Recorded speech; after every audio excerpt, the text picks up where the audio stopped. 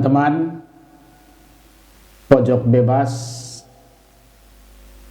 dengan channel Asal Omong, selamat bertemu kembali dengan kami pada hari ini. Pada hari ini kami akan mendiskusikan sebuah gejala sosial di NTT, yaitu gejala bunuh diri. Nah, berdasarkan data yang kami temui, yang kami dapat menyimpulkan bahwa NTT itu mengalami darurat bunuh diri. Yang terakhir baru terjadi dalam minggu ini. Beberapa hari lalu, seorang petinggi gereja Katolik di Keuskupan Ruteng, dia ditemukan meninggal dan diduga dia melakukan bunuh diri. Dia meninggal karena bunuh diri. Berita itu telah menjadi berita yang viral, terutama dalam konteks masyarakat NTT.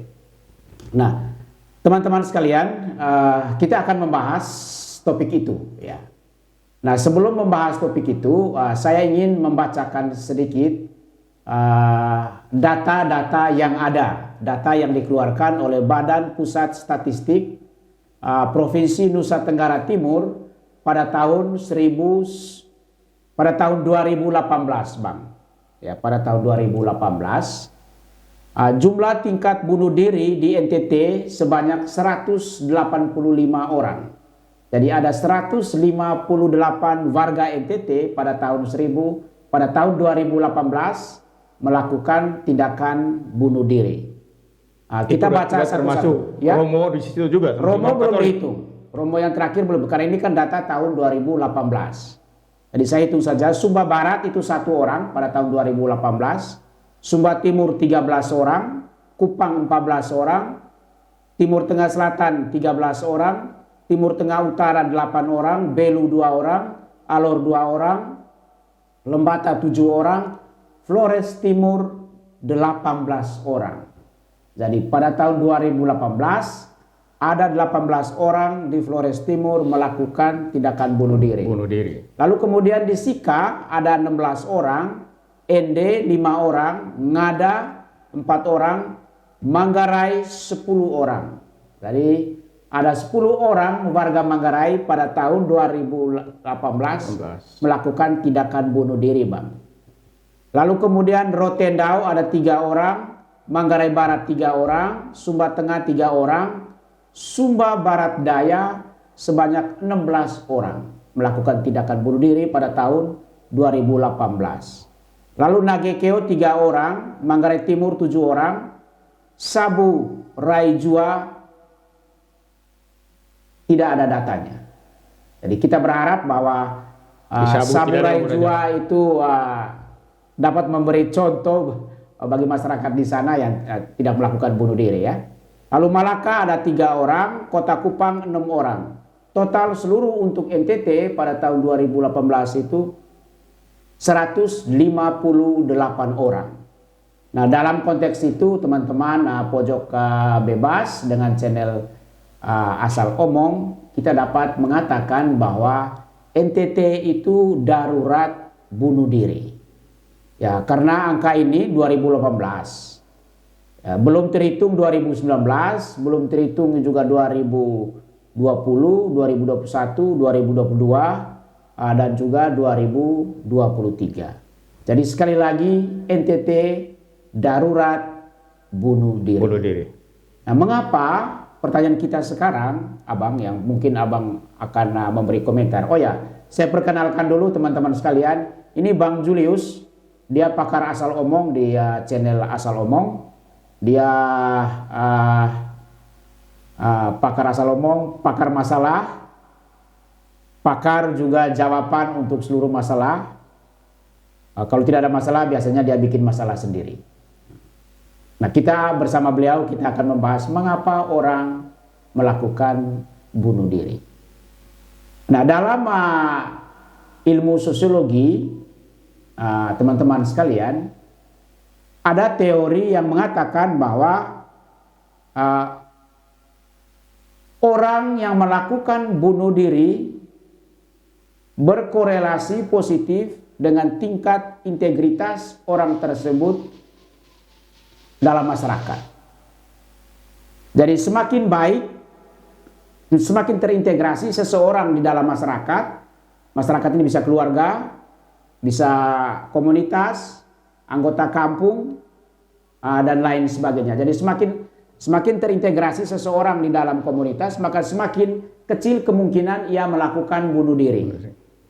Namun sebaliknya, semakin dia terisolasi dari masyarakat atau mengalami disintegrasi dari masyarakat, maka semakin besar kemungkinan ia akan melakukan bunuh diri. Mengapa demikian, Bang? Karena salah satu fungsi terpenting dari masyarakat, keluarga, komunitas, atau masyarakat organisasi apapun, kampung,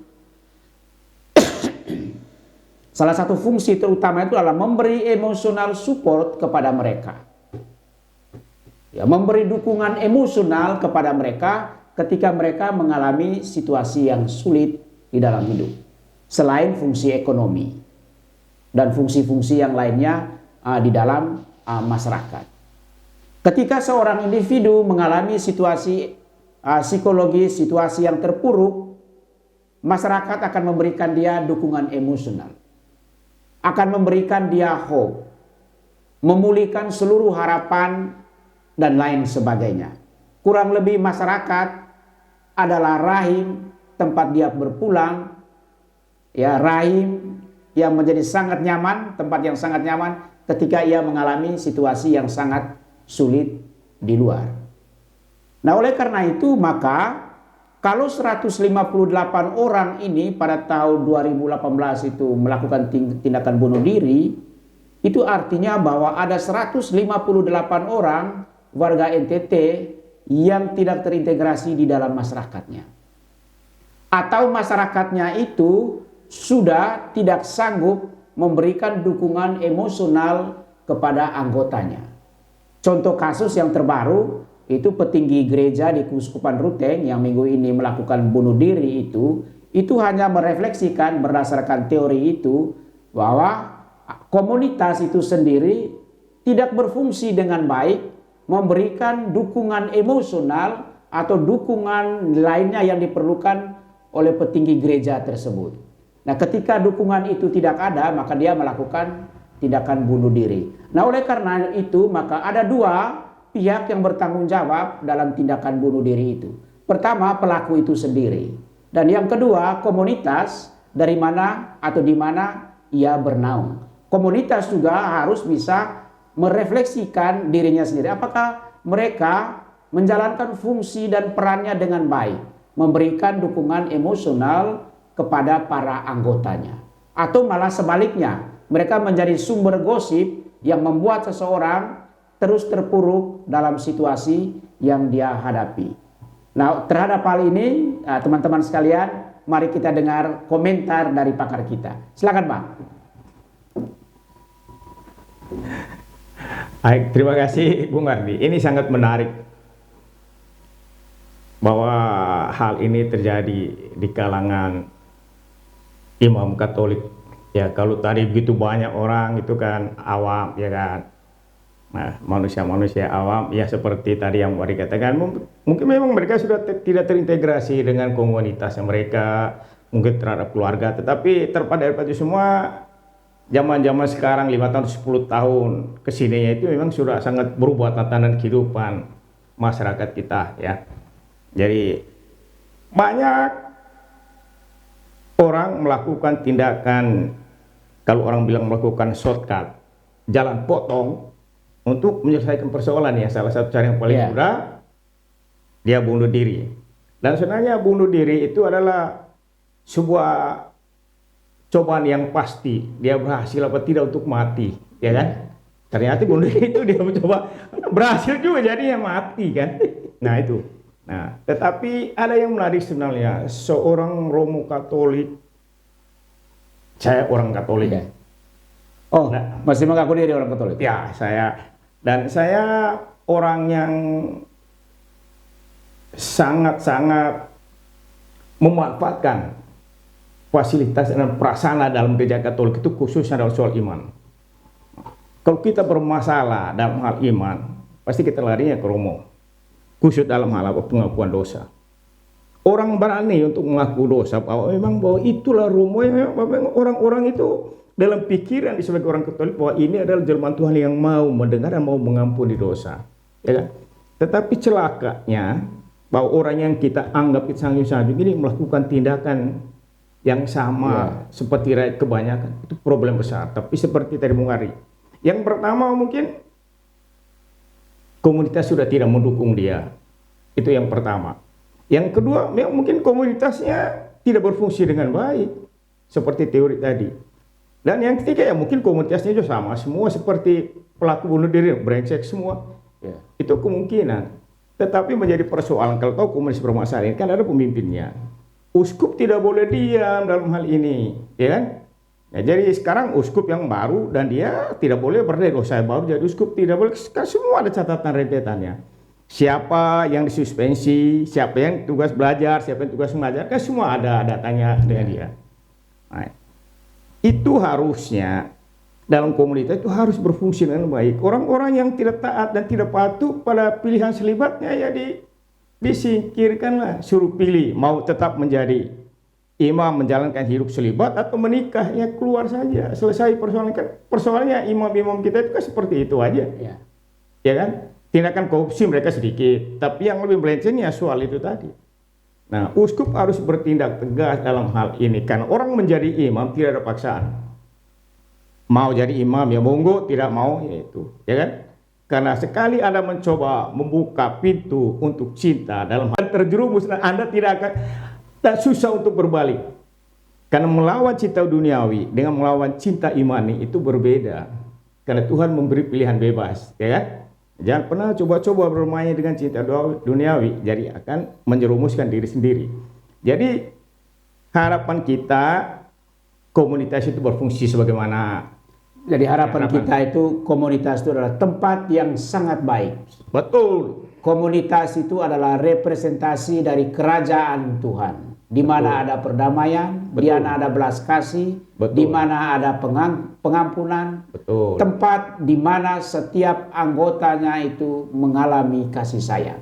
Kita harapannya begitu. Harapannya begitu. Dan yang terakhir bahwa Bapak Uskup harus tahu sudah banyak uskup, ya, dan kardinal yang diberhentikan oleh Vatikan karena mendiamkan, ya, kasus-kasus. Tidak mungkin orang melakukan bunuh diri kalau tidak ada penyebabnya. Seperti tadi yang saya katakan, penyebab utama mereka itu ya cinta duniawi itulah. Ya, jadi Bapak Uskup harus tegas seperti itu. Itu sangat berbahaya. Nah, itu yang penting. Sekali lagi bahwa komunitas harus bisa menciptakan suasana surgawi seperti tadi Bung Ari katakan. Di mana di sana semua penuh kegembiraan, penuh pengampunan, dan semua orang terbuka. Komunitas itu kan bisa keluarga, Bang, ya. Bisa komunitas gereja, komunitas agama, kampung, dan lain sebagainya. Nah, itu. Ya pokoknya prinsipnya komunitas itu harus memberi support yang kuat, memberi harapan bahwa hidup itu tidak hanya dengan bunuh diri, ya kan? Hidup itu adalah pilihan. Tetapi ya mungkin tadi saudara kita Sang Romo ini dia punya pilihan bahwa bunuh diri adalah jalan yang terbaik. Dan dia mencoba mengetes hidupnya dengan mencoba bunuh diri dan ternyata berhasil bahwa dia mati.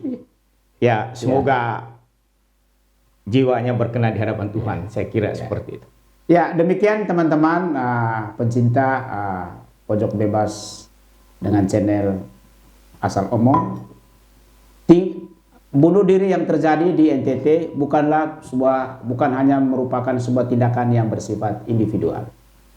Tetapi tindakan itu juga adalah cerminan dari komunitas, cerminan karakter komunitas di mana setiap kita menjadi anggotanya. Oleh karena itu maka bukan hanya individu tersebut yang harus bertanggung jawab atas tindakannya, tetapi komunitas juga harus mengambil bagian yang sama untuk bertanggung jawab atas peristiwa bunuh diri di NTT. Salam dan terima kasih.